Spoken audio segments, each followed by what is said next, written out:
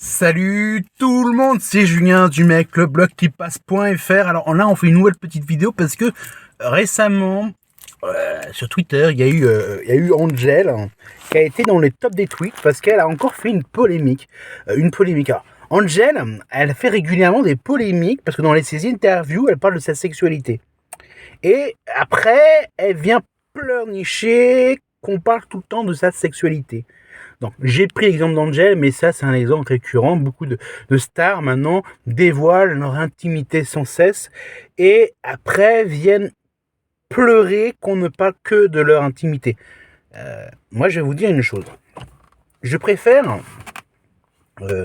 m'intéresser à l'œuvre d'une personne pour son œuvre que de savoir avec qui la personne vit dans sa chambre ou ce qu'elle fait au quotidien. Alors, évidemment, comprendre une œuvre, analyser une œuvre, c'est aussi comprendre le contexte de création d'une œuvre. Alors, ça pose débat. Parce qu'on peut se dire, mais oui, mais si tu t'intéresses uniquement à l'œuvre, tu dois exclure tout le reste. Alors, il y a deux écoles. Et moi, je fais partie des gens qui aiment bien comprendre le cadre de création d'une œuvre. Alors, c'est pour ça que on a vraiment toujours un peu le cul entre deux chaises, parce qu'on ne sait pas comment vraiment accepter les choses. Le souci, c'est qu'on est maintenant dans une société où les gens, dès qu'ils sont pas d'accord ou pas contents, ils l'expriment. D'ailleurs, c'est le problème. Il y a beaucoup plus de personnes qui disent qu'ils sont pas contents que de personnes qui disent qu'ils sont contents. Les gens qui sont contents ont, j'ai l'impression, un peu peur, un peu honte. Alors évidemment, avec Instagram, on a une sorte de déballage de la richesse, de la réussite. Mais 99% des gens n'expriment pas lorsqu'ils sont contents quand ils aiment une chose. Donc, on a inconsciemment cette idée que, ah tiens, le Instagrammeur qui vient de poster ça, c'est fake. Mais inconsciemment, tu sais que, ouais, mais moi j'aimerais bien voir ça, j'aimerais bien que ce soit comme ça. Donc, ce qui fait que on a une sorte de fascination, une sorte de perversion, de voyeurisme, ce qui fait que depuis en fait finalement l'émergence de la télé-réalité, on passe beaucoup plus de temps à regarder la vie des gens que d'apprécier vraiment ce que ces gens peuvent apporter ou ce qu'ils peuvent faire de plus dans notre quotidien.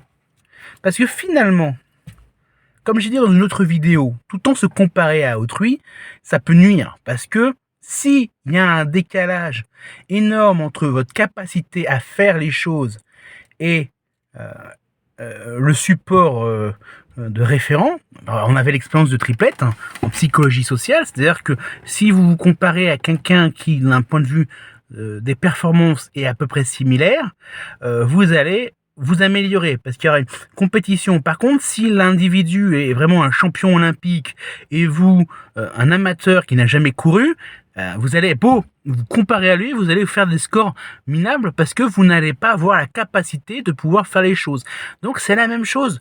Au quotidien, on nous déballe sans cesse des choses et on nous dit c'est ça la vie. Et même sur Internet, je vois sans cesse des pubs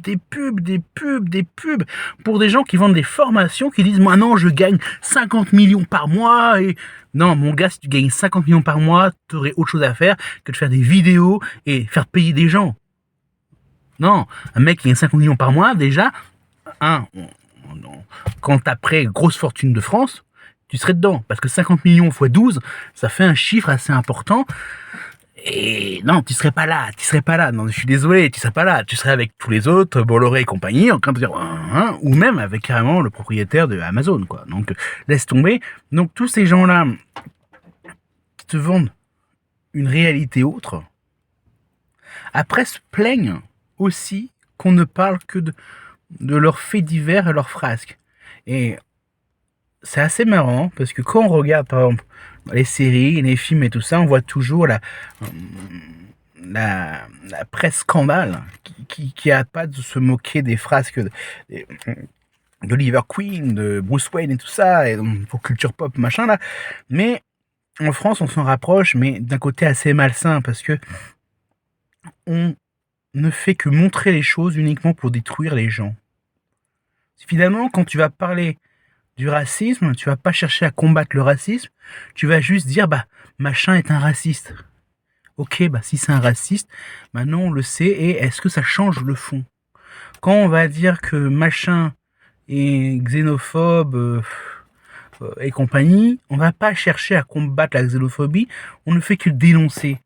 Alors, c'est bien beau de dénoncer, mais s'il n'y a pas d'action derrière, en gros, la source du problème reste la même. Et on continue de vivre dans un monde où, ah oui, bah on sait que c'est ça, on est malheureux et on n'avance pas. Alors, cette vidéo, c'est pour vous dire une chose, c'est que vous allez tout le temps recevoir des messages en grande quantité. Des messages qui se contredisent. Et on a remarqué au fil des années, à cause d'un internet, à cause du fait qu'on lise moins, qu'on a un esprit critique en baisse. D'accord, on n'est plus capable. Maintenant, on suit. Il y a une mouvance qui dit ah machin est un gros connard, bah t'as 50 000 personnes qui vont liker et qui vont retweeter machin est un gros connard. Et quelques semaines plus tard, voire plusieurs mois plus tard, on se rend compte qu'en fait c'est une fake news. Donc t'as 50 000 personnes qui est allé taper sur une personne qui, sans vraiment aller se renseigner, bon, est-ce que c'est vrai? Et bah, c'est ça le problème, c'est que on est dans une société de l'immédiateté, et cette immédiateté crée un problème sur la réflexion, sur notre capacité à développer un esprit critique. Et au final, on dit beaucoup de conneries, on fait beaucoup de conneries, on avale beaucoup de conneries, et même moi j'avale beaucoup de conneries, hein. J'avale des boissons hyper caféinées pour tenir parfois cette journée. C'est pas bon pour c'est pas bon pour la santé. Voilà. Et ne pour pas paraphraser Matt Matteo qui a dit j'en ai dit des conneries, j'en fais des refrains, bah développez votre esprit critique jusqu'au bout. Lorsque vous voyez quelque chose, allez vérifier sur internet. Est-ce que c'est vrai? Même moi, parfois, je fais l'erreur de partager un article sans l'avoir lu. Ça, c'est pas bien. C'est pas bien.